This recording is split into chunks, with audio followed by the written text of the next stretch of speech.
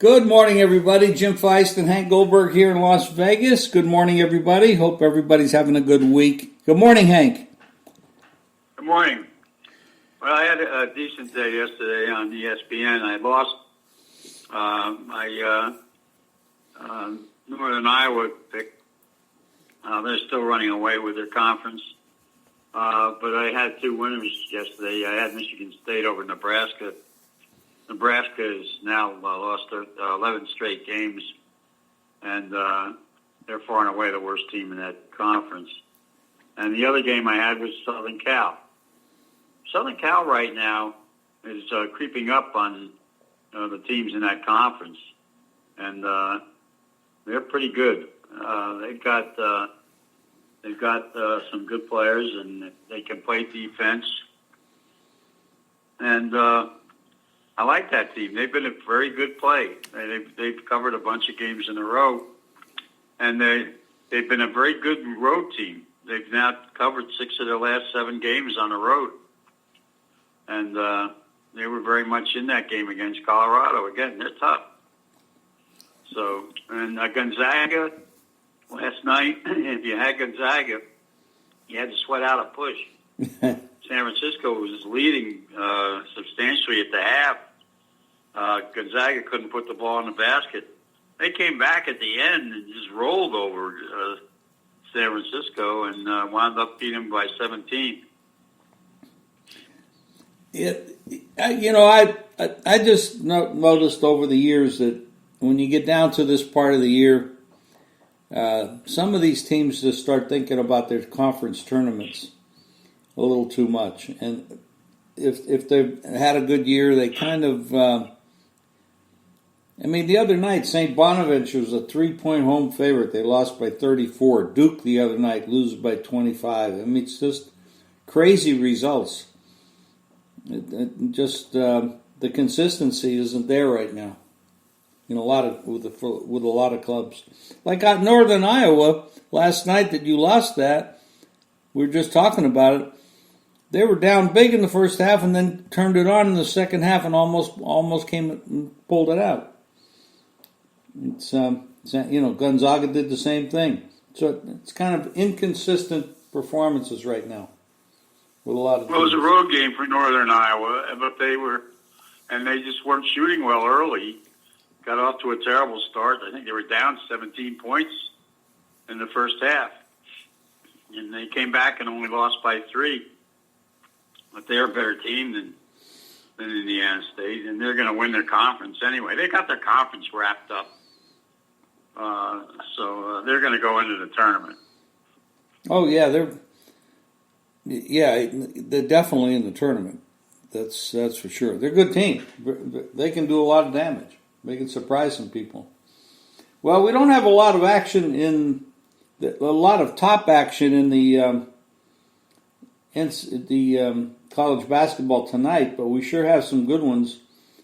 It starts off tomorrow, Kansas at Baylor, the number 1 versus the number 3 team in the country. That's going to be a hell of a game. Well, Baylor has a win over Kansas earlier at Kansas. And what the difficulty that Kansas had with Baylor was that they couldn't handle the 4-guard offense that Baylor threw at them. And we'll see what kind of adjustments Bill Self has made to cope with that. But that 4-guard offense is quick, and they cause teams problems. And I'm not sure that Kansas just wants to get the ball to Akabuki. And I'm not sure that they're going to be able to do that because Kansas is able to defend and keep the ball away from them. So that's what that matchup is going to come down to. That should be a really good game. Well, it'll be an excellent game. And it starts at 9 o'clock in the morning, so it's the first game on the card on our schedule. And that's a big one. You got Virginia going to Pittsburgh, and then there's another rated team. Auburn's number 13 in the country. They're going to host Tennessee. Well, Tennessee's not that good. I'll tell you, Auburn's not playing very well right now. They're slow out of the gate. They're not. They're lazy. They just aren't defending like they were earlier. They've lost a couple of games in a row, and Bruce Pearl's got to wake them up. They've got to start better. They're always coming from far back, and it's not enough. And they really they were gassed. They looked gassed in their last two games. So I'm not in favor of them right now. Now, the other big game is Kentucky and Florida. And Kentucky right now is playing very well. Calipari has really got them running the floor. They've got 4 players who are scoring over 15 points a game. They're going to be tough for Florida to stop. Florida doesn't have the speed, or they don't have the scoring punch, I don't think, to keep up with Kentucky. I think Kentucky right now is the best team in the Southeast Conference. Yeah, they are playing very well, and Calipari has them ready for the tournament for sure. They're going to be tough. I've heard a lot of people betting on Kentucky to win the whole thing. Well, the thing about Kentucky is they've got a real good outside shooter, and they don't hesitate to run the floor and take and create out of their defense easy buckets, and they can do that because they've got a good defense. They were younger, and now they're mature at the right time. They're playing great right now. But there are other games. I'll tell you a game to watch out for and be careful of. That's North Carolina State. A lot of people are going to jump on North Carolina State because they beat Duke, but they have to play Florida State. And Florida State right now is one of the top rebounding teams in the country, and they're very good defensively. And, they're a top 10 team. And I think if ever there's a team that's ready to let down, it's North Carolina State after beating Duke, which is, their rival from, across state. And now they got to play Florida State team. Leonard Hamilton is a great coach. Florida State's defense is among the top 5 defenses in the nation. And you got to watch out for Florida State. They're a very good ball club. Well, they're ranked number 8th in the country, 22-4 on the season. We haven't seen any numbers on those games yet. There's no lines out. It's too early. There are some lines out on the Kansas game. Baylor is anywhere from a 1.5 to a 2-point favorite. Did you see a line on this Florida State North Carolina State game? No, I think that Florida State will probably be favored by maybe 4 or 5 points. Right. Well, it's and then Duke's you got some, but there's some really good games, on Saturday and some even on Sunday. But Alabama, Mississippi, that's a real good game. Another good Southeast Conference game. Duke has Virginia Tech at Duke. You got to think that Coach K, I don't know if Coach K is going to have them ready or not. They have not been ready to play the last few games. They have not been a good investment at all. No, they haven't. SMU Tulsa at Tulsa. Tulsa's Frank Haith has Tulsa playing pretty well. I'll tell you a team that I like a lot is Dayton. Dayton's got 2 guys who can really put the ball in the basket. They can score. They're a highly ranked team. And Dayton is a team that I think is going to do well in the tournament this year. They bring back memories of the great teams of the past in Dayton. They're very excited about their team, and I think they're playing. I think they've got a game where they've got a good shot this week. And Georgetown DePaul is a pretty good game. Marquette has a tough game ahead of them. Marquette's defense blew up on them the other day, and they got beat. They lost. They lost to Creighton, who's playing extremely well.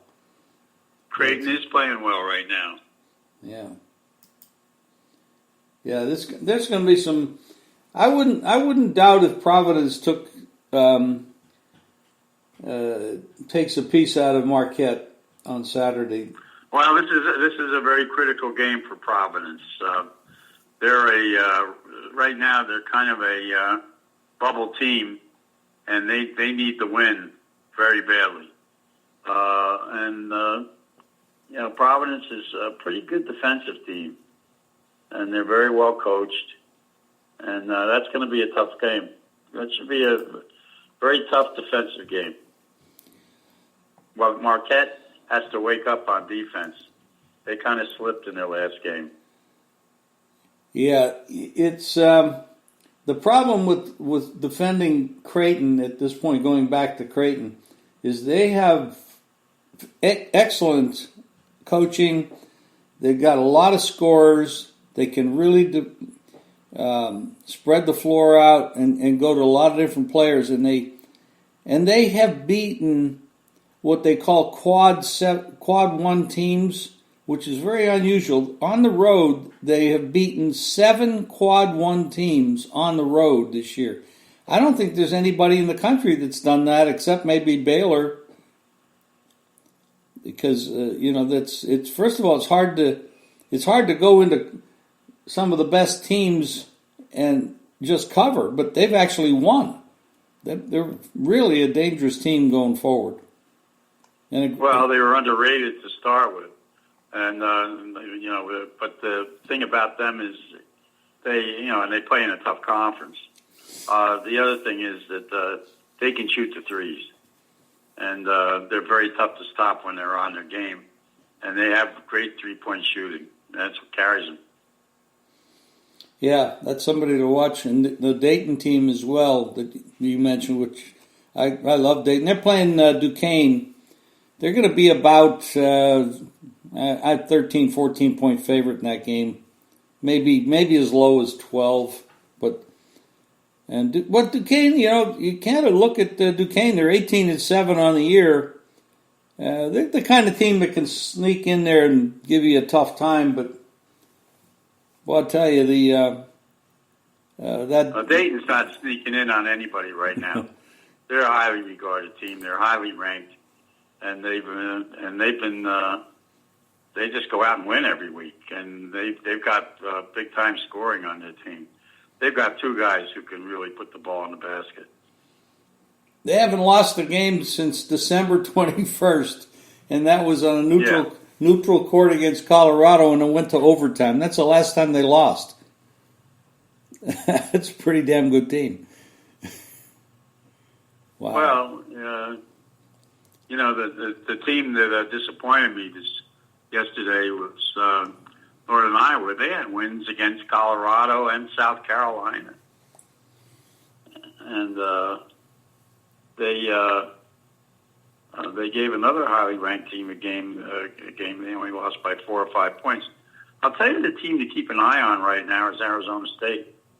Bobby Hurley's got them playing great ball. They beat Oregon last night. And Oregon could never catch him. And Arizona State right now has won, I think, 5 games in a row. And they're coming on at the right time. And I think they've got a good shot to win that conference. Oh, yeah. These teams change a lot. Some of these teams have played as many as 30 games already. So, and some of the younger players are developed, and and the rotations have developed for these clubs. So the teams that you saw back in November, some of the clubs have really advanced themselves and improved. Of course, other clubs have fallen off as well. So it's important to watch current form, and you're right. They're playing really great right now. Absolutely. Hank, anything on horse racing coming up this weekend? Not this week, no. Nothing? Next week is the Fountain of Youth, a week from tomorrow. But they don't have much of a field. A couple of the better horses in Florida are waiting for the Florida Derby. So this is kind of a slow week for horse racing. And as far as and NFL is interesting. It's what's going on there. The board of the Players Association has agreed to terms with the owners about a couple of changes in rules, but also the collective bargaining agreement. But the body has to vote on it. And it'll be interesting when the vote goes to the full body as to whether they will and when they will go to a 17-game season. Right now, it looks like they're talking about 2020 would be the start of the 17-game season. But a lot of the rank and file are not in favor of that because of the injury risk of playing an extra game. And they're very sensitive about that. But the union leadership is in favor of it because it's going to mean more money for the players. And one of the things they're trying to negotiate is a better insurance plan for the players going forward, where they're covered for more than just a few years. And that's important to them. But the minimum salary to start with is going to be $98,000 now, for a player, and if they go to an expanded schedule, the players' roster will increase by 2 or 3 players. So that's what's happening with that. It's a lot of interesting stuff. Let's hope they get it resolved without some kind of labor delays or disputes. Talking about football, sort of football, the XFL enters week 3. I guess there's a couple of undefeated teams. The Houston Roughnecks and the DC Defenders are the 2 undefeated clubs. And they both play teams that haven't won a game yet. I talked to a couple of sportsbook guys in town who tell me that there's very little activity on the XFL.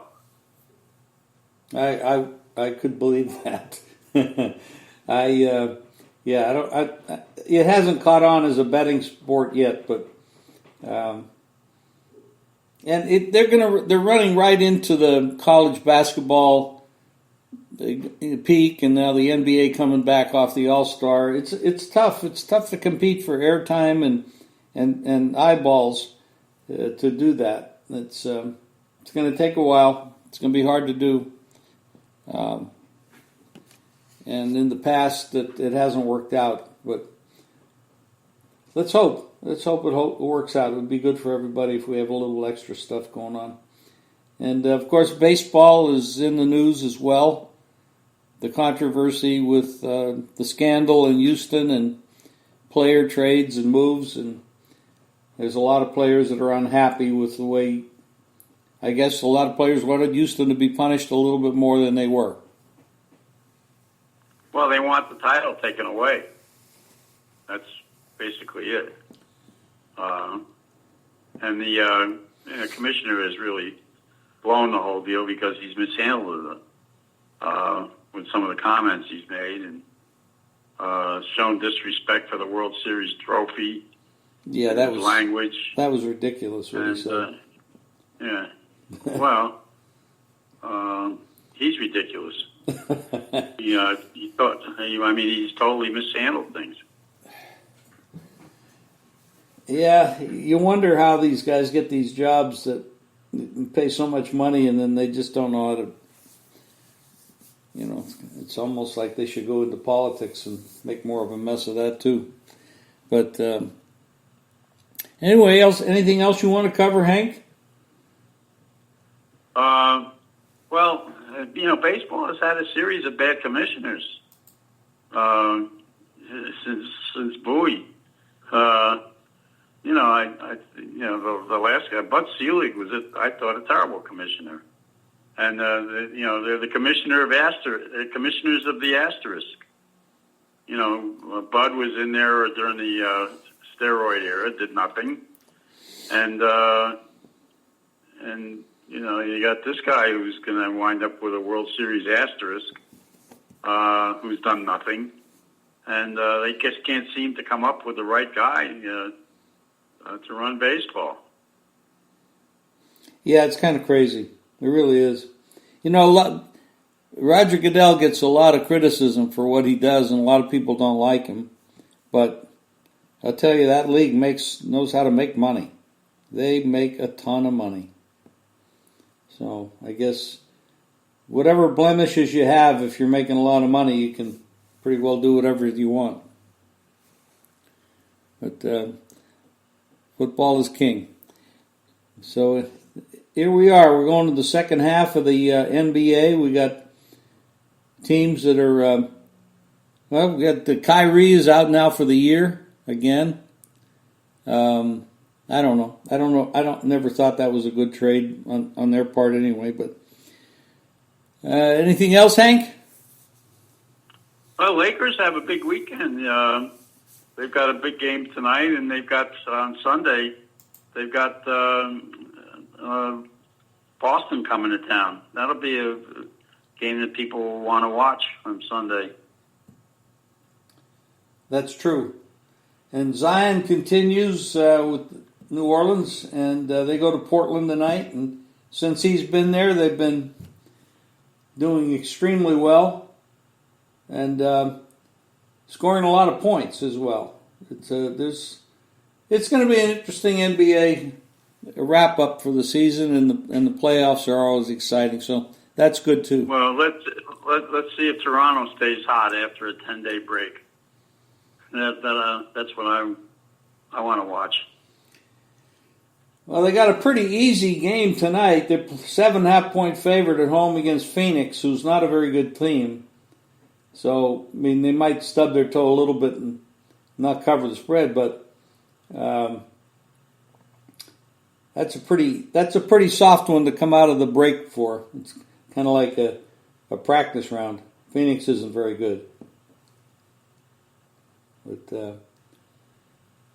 so that's we go. So Hank, have a great weekend. Okay. We'll talk to you again on Monday. All right, Jim. You too. Thanks. Bye-bye.